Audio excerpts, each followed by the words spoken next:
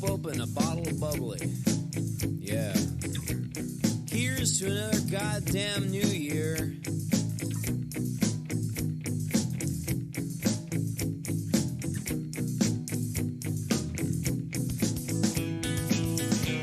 And outside, 2 million drunk Bostonians are getting ready to sing Auld Lang Syne out of tune. I sit there in my easy chair, looking at the clouds, orange with celebration. I wonder if you're out there. Hey! The ice of Boston is muddy and reflects no light midday or night. And I slip on it every time.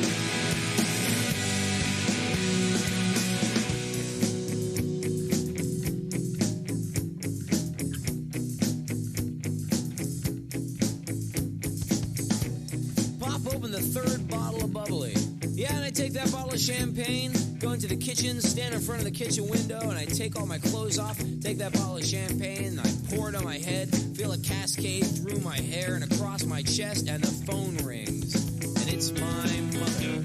And she says, "Hi, honey, how's Boston?" And I stand there all alone on New Year's Eve, buck naked, drenched in champagne, looking at a bunch of strangers, looking at them, looking at me, looking at them, and I say, "Oh, fine, Mom. How's Washington? Hey, the ice of Boston is muddy and reflects no light midday or night, and I slip on it every time. Hey, the ice of Boston is muddy and reflects no light midday or night, and I slip on it every time, yeah."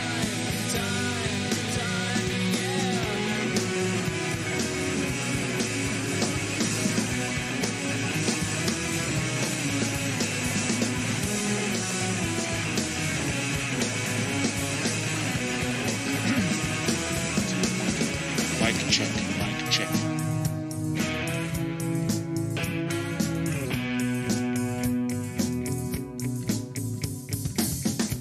So I guess the party line is I followed you up here. Well, I don't know about that. Mainly because knowing about that would involve knowing about some pathetic, ridiculous, and absolutely true things about myself. I'd rather not admit to right now. I woke up at 3 a.m. with the radio on, that Gladys Knight and the Pip song on, about how she'd rather live in his world with him than live in her own world alone. And I laid there, head spinning, trying to fall asleep, and I thought to myself, "Oh, Gladys, girl, I love you, but oh, get a life! Hey, the ice of Boston is muddy and reflects no light midday or night, and I slip on it every time. Hey, the ice of Boston is muddy and reflects no light midday or night, and I slip on it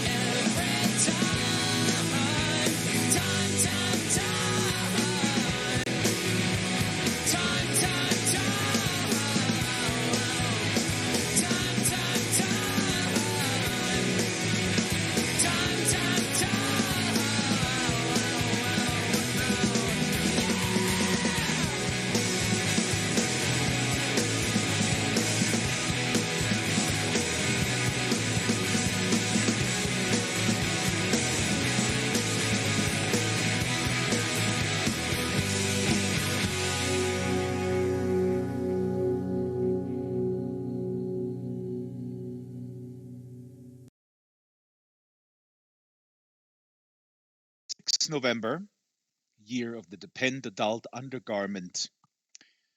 White halogen off the green of the composite surface, the light out on the indoor courts at the Port Washington Tennis Academy is the color of sour apples.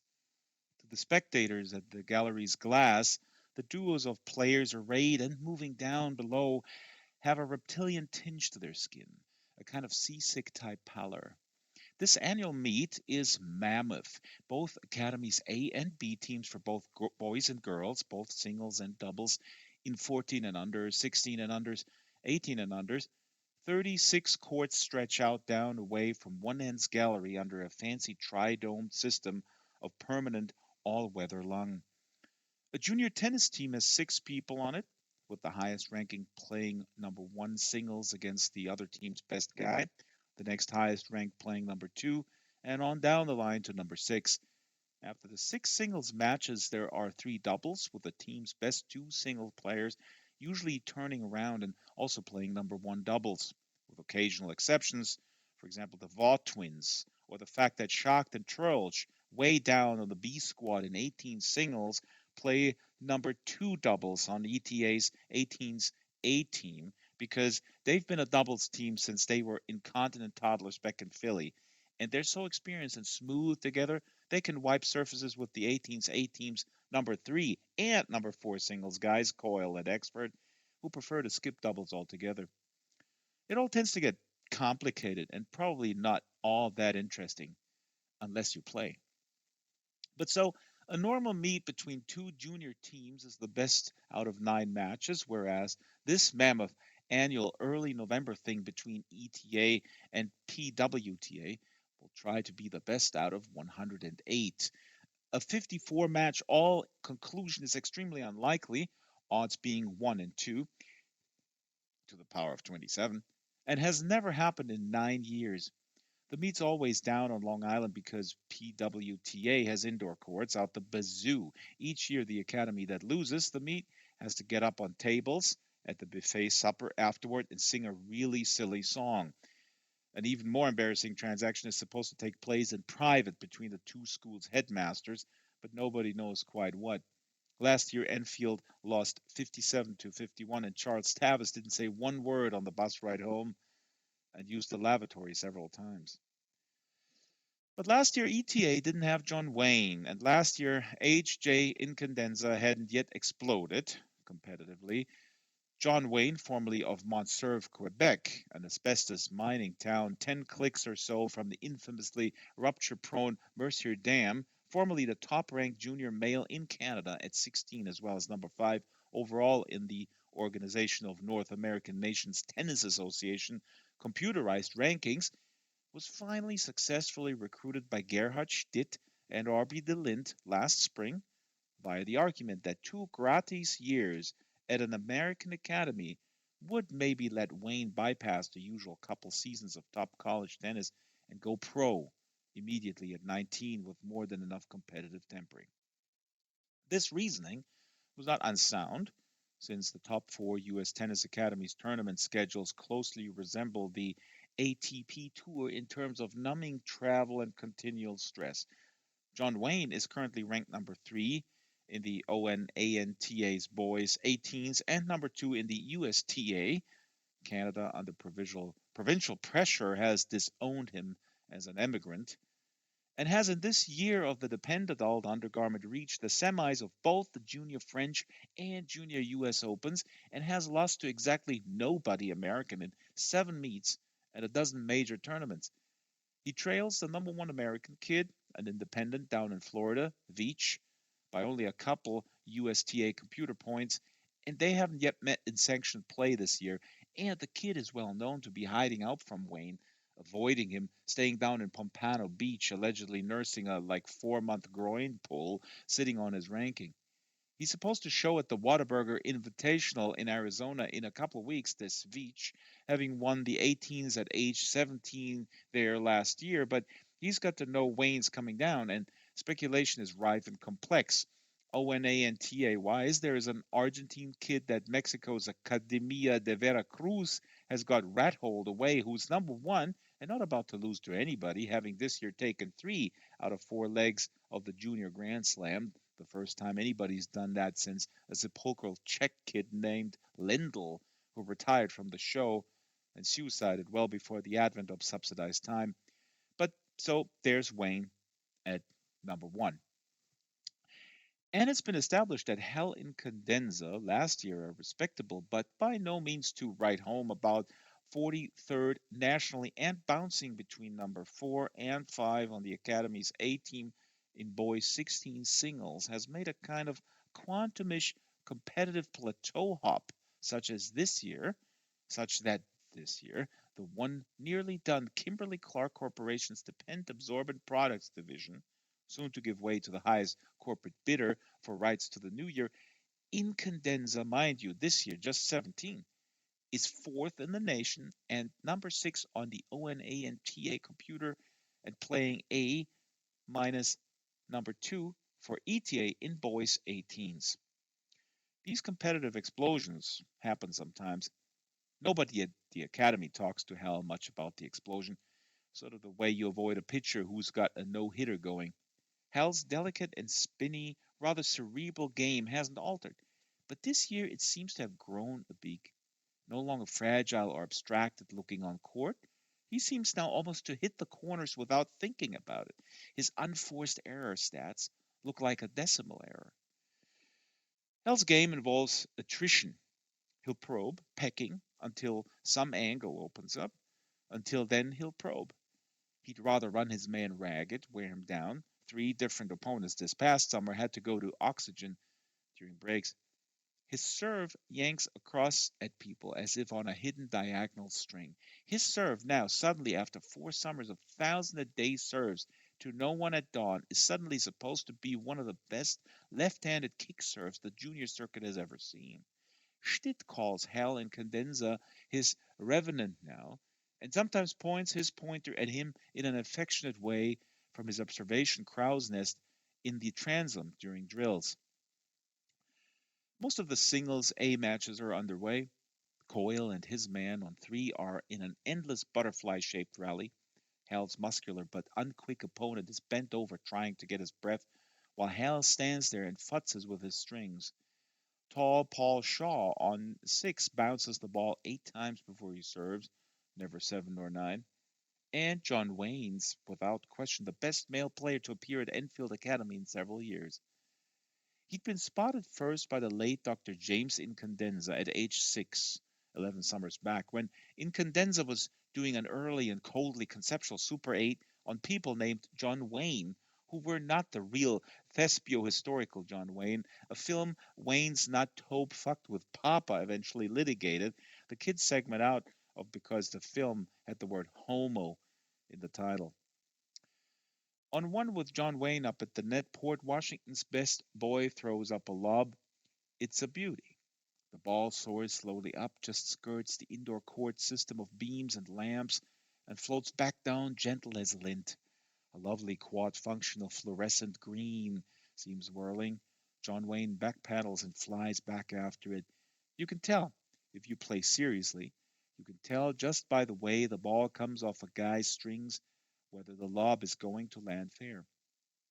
There's surprisingly little thought. Coaches tell serious players what to do so often it gets automatic. John Wayne's game could be described as having a kind of automatic beauty. When the lob first went up, he backpedaled from the net, keeping the ball in sight until it reached the top of its flight, and its curve broke, casting many shadows in the tray of lights hung from the ceiling's insulation. Then Wayne turned his back to the ball and sprinted flat out for the spot where it will land fair. Would land. He doesn't have to locate the ball again until it's hit the green court just inside the baseline. By now he's come around the side of the bounced ball's flight, still sprinting. He looks mean in a kind of distant way. He comes around the side of the bounced ball's second ascent the way you come up around the side of somebody you're going to hurt, and he has to leave his feet and half pirouette to get his side to the ball and whip his big right arm through it, catching it on the rise and slapping it down the line past the Port Washington boy who's played the percentages and followed a beauty of a lob up to net. The Port Washington kid applauds with the heel of his hand against the strings in acknowledgement of a really nice get, even as he looks up at Port Washington's coaching staff in the gallery. The spectators' glass panel is at ground level, and the players play below it on courts that have been carved out of a kind of pit dug long ago. Some Northeast clubs favor courts below ground because earth insulates and keeps utility bills daunting instead of prohibitive once the lungs go up.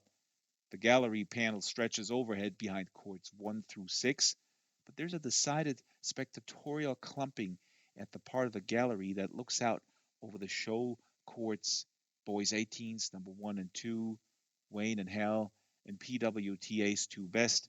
Now, after Wayne's balletic winner, there's the sad sound of a small crowd behind Glass's applause. On the courts, the applause is muffled and compromised by on-court sounds, and sounds like the trapped survivors of something tapping for help at great depth. The panel is like an aquarium's glass, thick and clean, and traps noise behind it. And to the gallery, it seems that 72 well muscled children are arrayed and competing in total silence in the pit. Almost everyone in the gallery is wearing tennis clothes and bright nylon warm ups. Some even wear wristbands, the tennis equivalent of a football fan's pennant and raccoon coat. John Wayne's post-pirouette backward inertia has carried him into the heavy black tarpaulin that hangs several meters behind both sides of the 36 courts on a system of rods and rings, not unlike a very ambitious shower curtain, the tarps hiding from view the water-stained walls of puffy white-wrapped insulation and creating a narrow passage for players to get to their courts without crossing open court and interrupting play. Wayne hits the heavy tarp and kind of bounces off, producing a boom that resounds. The sounds on court at an indoor venue are huge and complex. Everything echoes, and the echoes then meld. In the gallery, Tavis and Nwangi bite their knuckles, and Delin squashes his nose flat against the glass in anxiety as everyone else politely applauds. Stitt calmly taps his pointer against the top of his boot at times of high stress. Wayne isn't hurt, though. Everybody goes into the tarp sometimes. That's what it's there for. It always sounds worse than it is. The boom of the tarp sounds bad down below, though. The boom rattles Teddy shocked, who's kneeling in the little passage right behind court 1, holding M. Pamulis's head as Pamulis down on one knee is sick into a tall white plastic spare ball bucket.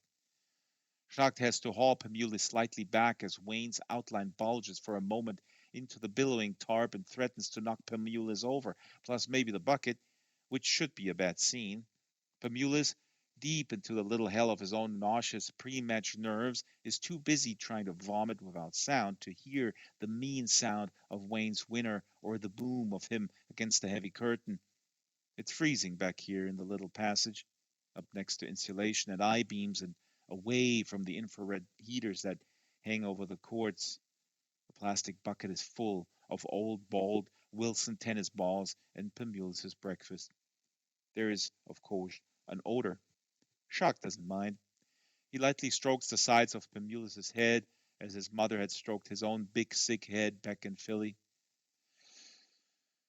Placed at eye-level intervals in the tarp are little plastic windows, archer-slit views of each court from the cold backstage passage. Shocked sees John Wayne walk to the net post and flip his card as he and his opponent change sides. Even indoors, you change ends of the court after every odd-numbered game. No one knows why odd rather than even. Each PWTA court has, welded to its west net post, another smaller post with a double set of like flappable cards with big red numerals from 1 to 7. In umpless competition, you're supposed to flip your card appropriately at every change of sides to help the gallery follow the score in the set. A lot of junior players neglect to flip their cards. Wayne is always automatic and scrupulous in his accounts. Wayne's father is an asbestos miner who at 43 is far and away the seniorest guy on his shift. He now wears triple thick masks and is trying to hold on until John Wayne can start making serious dollars and take him away from all this. He has not seen his eldest son play since John Wayne's Quebecois and Canadian citizenships were revoked last year. Wayne's card is on 5. His opponent has yet to flip a card. Wayne never even sits down to take the 60 seconds he's allowed on each change of sides. His opponent, in his light blue flare colored shirt with Wilson and PWTA on the sleeves, says something not unfriendly as Wayne brushes past him by the post. Wayne doesn't respond one way or the other. He just goes back to the baseline, farthest from Shaq's little tarp window, and bounces a ball up and down in the air with the reticulate face of his stick as the Port Washington boy sits in his little canvas director's chair and towels the sweat off his arms, neither of which is large, and looks briefly up at the gallery behind the panel. The thing about Wayne is he's all business. His face on court is blankly rigid with the hypertonic masking of schizophrenics and Zen adepts. He tends to look straight ahead at all times. He's about as reserved as they come. His emotions emerge in terms of velocity, intelligence as strategic focus. His play, like his manner in general, seems to shock less alive than undead. Wayne tends to eat and study alone. He's sometimes seen with two or three expatriate ETA knucks, but then when they're together, they all seem morose. It's wholly unclear to Schacht how Wayne feels about the U.S. or his citizenship status. He figures Wayne figures it doesn't much matter. He's destined for the show. He will be an all business entertainer, citizen of the world, everywhere, undead, endorsing juice drinks and liniment ointment. Pemulis has nothing left and is spasming dryly over the bucket, his covered Dunlop gut strung sticks and gear tumbled just past Shucks in the passage. They are the last guys to get out on court. Shuck is to play number 3 singles on the 18's B team, Pemulis number 6 on B. They are undeniably tardy getting out there. Their opponents stand out on the baselines of courts 9 and 12, waiting for them to come out and warm up, jittery, stretching out the way you do when you're already stretched out, dribbling fresh, bright balls with their black Wilson wide body sticks. The whole Port Washington Tennis Academy student body gets free and mandatory Wilson sticks under an administrative contract. Nothing personal, but no way would Schott let an academy tell him what brand of stick to swing. He himself favors headmasters, which is regarded as bizarre and eccentric. The AMF head rep brings them out to him out of some cobwebby warehouse where they're kept since the line was discontinued during the large head revolution many years back. Aluminum headmasters have small, perfectly round heads and a dull blue plastic brace in the V of the throat and look less like weapons than toys. Coyle and Axford are always kibitzing that they've seen a headmaster for sale at like a flea market or garage sale someplace, and Schacht better get down there quick. Schacht, who's historically tight with Mario and with Lyle, down in the weight room, where Schacht, since the knee and the Crohn's disease, likes to go even on off days to work off discomfort, and DeLint and Loach are always on him about not getting muscle bound, has a way of just smiling and holding his tongue when he's kibitzed. Are you okay? Bermuda says, "Black." He wipes at his forehead in a gesture of completion and submits to being hauled to his feet and stands there on his own with his hands on his hips, slightly bent. Shocked straightens and pulls some wrinkles out of the bandage around the brace on his knee. Take maybe another second. Wayne's already way up. Pemulis sniffs unpleasantly. How come this happens to me every time? This is not like me. Happens to some people is all. This hunch-spurting pale guy is not any me I ever recognize. Shock gathers gear. Some people, their nerves are in their stomachs. Cisne, yard guard, Lord, you stomach, man. Teddy, brother, man, I'm never once hung over for a competitive thing. I take elaborate precautions. Not so much as a whippet. I'm always in bed the night before by 2300 hours, all pink-cheeked and clean. As they pass the plastic window behind court 2, Shock sees Hal Incandenza try to pass his serve and volley guy with a Baroque sideways slice down the backhand side and miss just wide. Hal's cards already flipped to 4.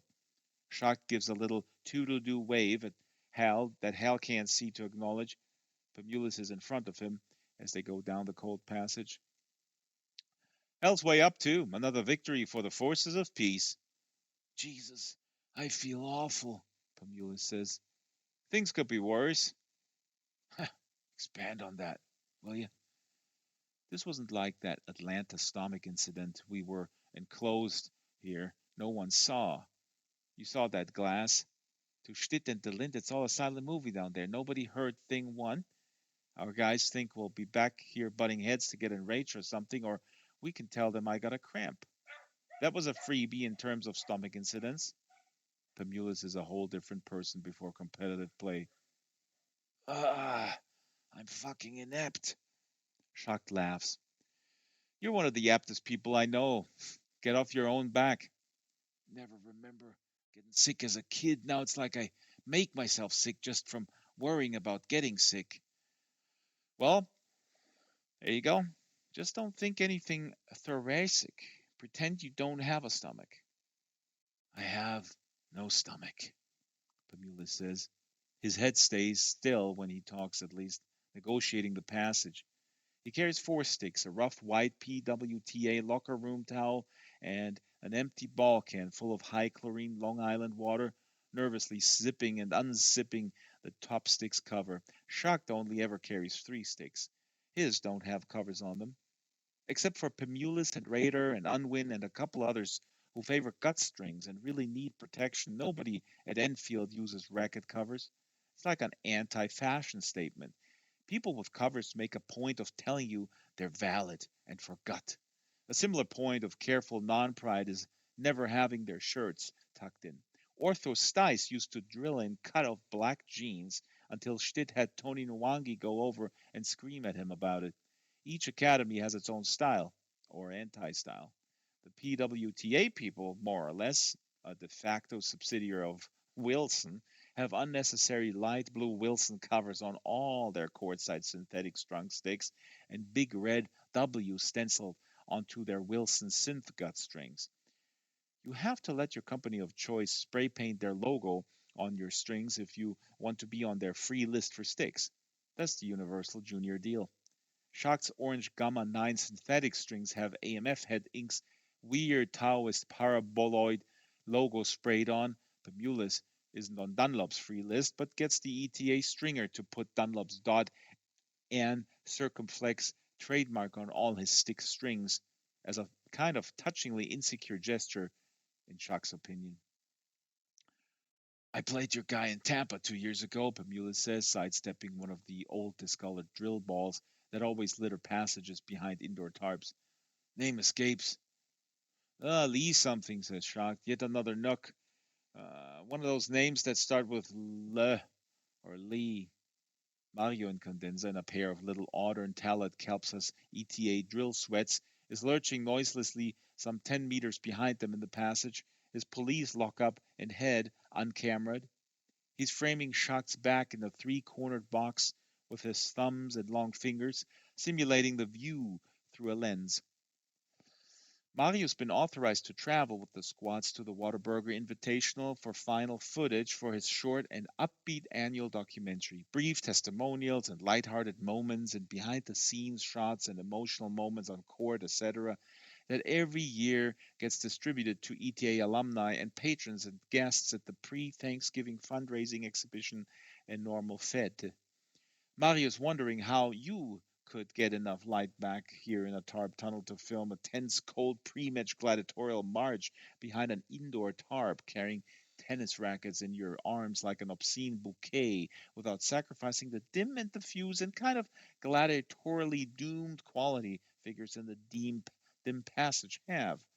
After Pamulus has mysteriously won, he'll tell Mario maybe a Marino 350 with a diffusion filter on some kind of overhead cable you could winch along behind the figures at about twice the focal length, or else use fast film and station the Marino at the tunnel's very start and let the figures' backs gradually recede into a kind of doomed mist of low exposure. I remember your guy has one big forehand, nothing but slice of the back. His vaps never varies. If you kick the serve over to the backhand, he'll slice it short. You could come in behind it like Will. Worry about your own guy, Shock says. You guys got zero imagination, and you've got an empty expanse where your stomach ought to be, remember? Ah, I'm a man with no stomach. They emerge through flaps in the tarp with hands upraised in slight apology to their opponents, walk out onto the warmer courts, the slow green, eraserish footing of indoor composite. Their ears dilate into all the sounds in the larger space, gasps and thwops and pocks and sneakers squeaks. Bermula's court is almost down in female territory. Courts 13 to 24 are girls, 18s A and B, all bobbing ponytails and two-handed backhands and high-pitched grunts that if girls could only hear what their own grunts sounded like, they cut it out. The mulists can tell whether the very muffled applause way down up behind the gallery panel is sardonic applause at his finally appearing after several minutes of vomiting, or is sincerely for Katie Coyle on court 3, who's just smashed a sucker job so hard it's bounced up and wrecked three's tray of hanging lights. Except for some rubber in his legs, Bermudez feels stomachache and tentatively okay. This match is an all-out must-win for him in terms of the Whataburger. The infra-lit courts are warm and soft. The heaters bolted into both walls above the tarp's upper hem are the deep warmed red of little square suns. The Port Washington players all wear matching socks and shorts and tucked-in shirts.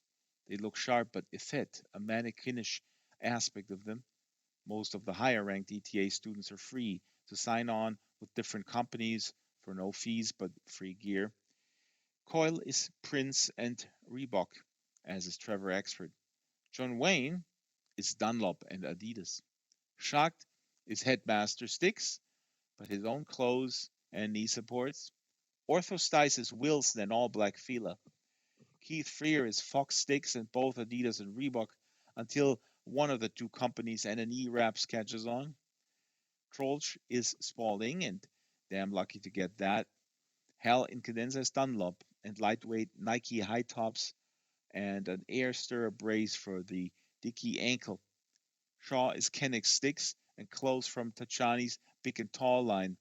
Bermula's entrepreneurial vim has earned him complete freedom of choice and expense, though he's barred by the Lind and Nwangi from shirts that mention the Sinn Fein or that extol Allston, Massachusetts in any way in competition. Before going back to the baseline and warming up ground strokes, Schott likes to take a little time courtside futzing around, hitting his head's frames against strings and listening for the pitch of best tension, arranging his towel on the back of his chair, making sure his cards aren't still flipped from some previous match, etc.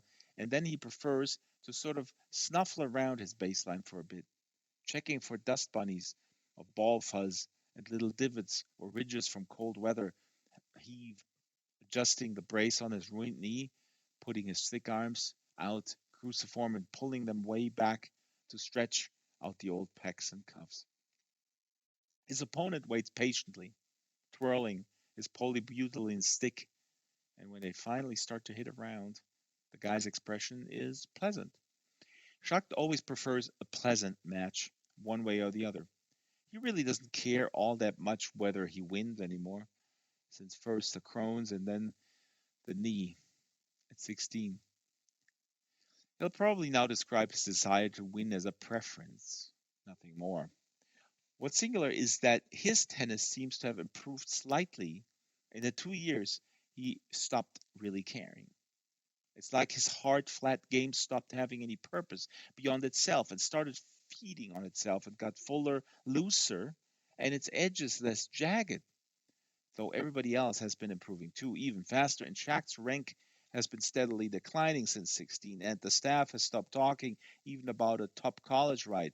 Stitz warned to him, though, since the knee and the loss of any urge beyond the play itself treats Schacht now almost more like a peer and then than an experimental subject with something at stake.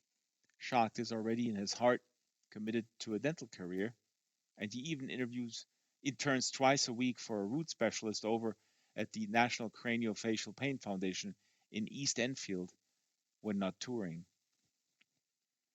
It strikes Schacht as odd that Pemulis makes such a big deal of stopping all substances the day before competitive play, but never connects the neurasthenic stomach to any kind of withdrawal or dependence. He'd never say this to Pemulis unless Pemulis asked him directly, but Schacht suspects Pemulis is physically drine dependent, preludine or tenuate or something. It's not his business. Schacht's supposedly French Canadian guy is as broad as Schacht but shorter, his face dark with a kind of Eskimoid structure to it. 18, his hair at 18, his hairline recessed in the sort of way where you just know the kid's already got hair on his back, and he warms up with crazy spins, moony top off, a western forehead, and weird inside out shit of a one hand back, his knees dipping oddly whenever he makes contact, and his follow through full of the dancerly flourishes that characterize a case of the nerves. A nervous spin artist can be eaten more or less for lunch if you hit as hard as Shaq does. And what Pemulis said is true. The guy's backhand is always sliced and lands shallow. Shaq looks over at Pemulis' guy, a grunter with a moody profile and the storky look of recent puberty. Pemulis is looking oddly sanguine and confident after a couple minutes futzing with the cans of water, rinsing out the oral cavity, and so on. Pemulis is maybe going to win, too, despite himself. Schacht figures he can run in and get one of the 12-year-olds he big buddies to go back into the passage and empty Pemulis' bucket on a slide before anybody coming court sees it.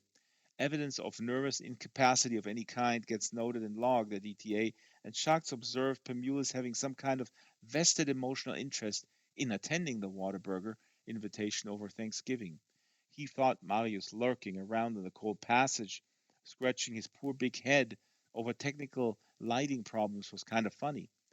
There will be no lungs or tarps or dim passages at the Whataburger. The Tucson Entertainment is outside. And Tucson cruised around 40 degrees Celsius even in November. And there was a retinal horror show on overheads and serves. Though Schacht buys quarterly urine, like the rest of them, it seems to Pemulis that Schacht ingests the occasional chemical that way grown-ups who sometimes forget to finish their cocktails drink liquor. To make a tense but fundamentally okay interior life interestingly different from, but no element of relief, a kind of tourism. And Schacht doesn't even have to worry about obsessive training like ink or styes, or get sick so often from the physical stress of constant drines like Trolsch, or suffer from highly disguised psychological fallout like Ink or Struck or Pemulis himself. The way Pemulis and Trolsch and Struck and Axford ingest substances and recover from substances and have a whole jargony are got based around various substances gives Schacht the creeps a bit. But and since the knee injury broke and remade him at 16, he's learned to go his own interior way and let others go theirs. Like most very large men, he's getting comfortable early with the fact that his place in the world is very small, and his real impact on other persons even smaller, which is a big reason he can sometimes forget to finish his portion of a given substance. So interested does he become in the way he's already started to feel. He's one of those people who don't need much less, much more. Schacht and his opponent warm up their ground strokes with the fluid economy of years of warming up ground strokes. They take turns feeding each other some volleys at net, and then each take a couple up lobs, hitting loose, easy overheads, slowly by adjusting the idle from half speed to three-quarter speed.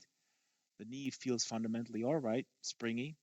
Slow indoor composite surfaces do not like Shaq's hard flat game, but they are kind to the knee, which after some days outside on hard cement swells to about the size of a golf ball. Shax feels blandly happy down here on 9, playing private, way down past the gallery panel. There's a nourishing sense of pregnable space in a big indoor club that you never get playing outside, especially playing outside in the cold when the ball feels hard and sullen and come off the stick's strung face with an echoless ping.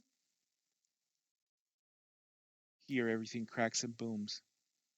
The grunts and shoe squeaks and booming pucks of impact and curses unfolding across the white on green plain and echoing off each tarp. Soon they'll all go inside for the winter. Stitt will yield and let them inflate the ETA lung over the 16 center courts. It's like a barn raising inflation day. It's communal and fun. And they'll take down the central fences and outdoor night lamps and unbolt all the posts into sections and stack them and store them. And the Testar and ATH SCME guys will come up in vans, smoking cigarettes and squinting with very expertise at tubes of plans and draftsman blue. And there will be one and sometimes two ATH SCME helicopters with slings and grappling hooks for the lungs dome and nacelle. And Stitt and DeLint will let the younger ETAs get the infrared indoor heaters out of the same corrugated shed the disassembled fences and lamps will go.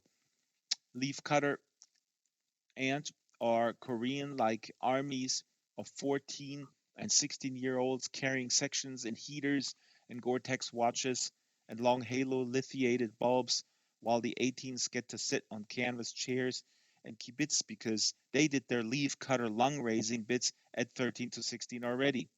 Two Testar heaters and stringing the lights and running coaxial shunts with ceramic jacks between the pump room's main breaker and the Sunstrand grid and booting up the circulation fans and pneumatic hoists that'll raise the lung to the inflated shape of a distended eagle. 16 courts in 4 rows of 4, enclosed and warmed by nothing but fibrons, and ATH SCME crew, and in one of the AT&H SCME helicopters will bring in a sling and cable and mount and secure on the lung's nipply nacelle at the top of the inflating dome. On that first night after inflation, traditionally the fourth Monday of November, all the upper class 18 so inclined will crank up the infrareds and get high and eat low lipid microwave pizza and play all night, sweating, magnificently sheltered for the winter atop Enfield's level headed hill. Schott stands back in the deuce court and lets his guy warm up his serves, oddly flat and low margin for a nervous touch artist. Schott bloops each return up with a severe backspin, so the balls roll back to him and he can serve them back to his guy, also warming up.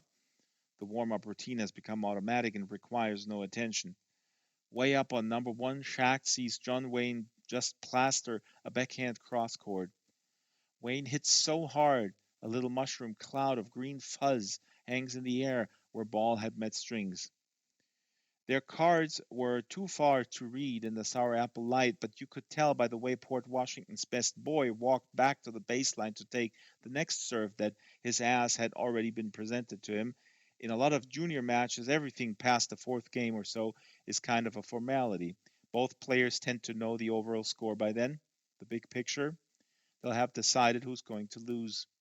Competitive tennis is largely mental. Once you're at a certain plateau of skill and conditioning. Stitz say spiritual instead of mental, but as far as Schacht can see, it's the same thing. As Schacht sees it, Stitz's philosophical stance is that to win enough of the time to be considered successful, you have to both care a great deal about it and also not care about it at all. Schacht does not care enough, probably, anymore, and has met his gradual displacement from ETA's A single squad with an equanimity some ETAs thought was spiritual and others regarded as the surest sign of dicklessness and burnout. Only one or two people have ever used the word brave in connection with Schacht's radical reconfiguration after the things with the Crohn's disease and the knee. Hal and Condensa, who's probably as asymmetrically hobbled on the care too much side as Shact is on the not enough, probably puts Shact's laissez-faire down to some interior decline, some doom-gray surrender of his childhood's promise to adult gray mediocrity, and fears it. But since Shact is an old friend and dependable designated driver, and has actually gotten pleasanter to be around since the knee, which Hal prays fervently that the ankle won't start being the size of a volleyball itself at the end of each outdoor day, Hal, in a weird and deeper internal way, almost somehow admires and envies the fact that Schatz stoically committed himself to the oral professions and stopped dreaming of getting to the show after graduation, an air of something other than failure about Schatz not caring enough, something you can't quite define, the way you can't quite remember a word that you know inside. Hal can't quite feel the contempt for Teddy Schatz's competitive slide that would be a pretty much natural contempt in one who cared so dreadfully secretly much. And so the two of them tend to settle for not talking about it, just as Shack cheerfully, wordlessly drives the tow truck on occasions when the rest of the crew are so incapacitated they have to hold one eye closed even to see an undoubled road, and consents without protest to pay retail for clean quarterly urine, and doesn't say a word about Hal's devolution from occasional tourist to subterranean compulsive, substance-wise, with his pump room visits and Visine, even though Shock deep down believes that the substance compulsion's strange apparent contribution to Hal's irrumpant explosion up the rankings has got to be a temporary thing. That there's like a psychic credit card bill for Hal in the mail somewhere coming, and is sad for him in advance about whatever's surely got to give eventually. Though it won't be the boards. Hal murder his boards, and Shack may well be among those jockeying to sit near him. He'd be the first to admit. On two, Hal now kicks a second serve to the ad court with so much left-handed top on it that it almost kicks up what over Port Washington's number 2 guy's head. It's clearly carnage up there on show courts 1 and 2. Dr. Tavis will be irrepressible. The gallery is barely even applauding Wayne and Incandenza anymore. At a certain point, it becomes like Romans applauding lions. All the coaches and staff, and PWA parents and civilians in the overhead gallery wear tennis outfits, the white socks and tucked in shirts of people who do not really play. Shocked and his men.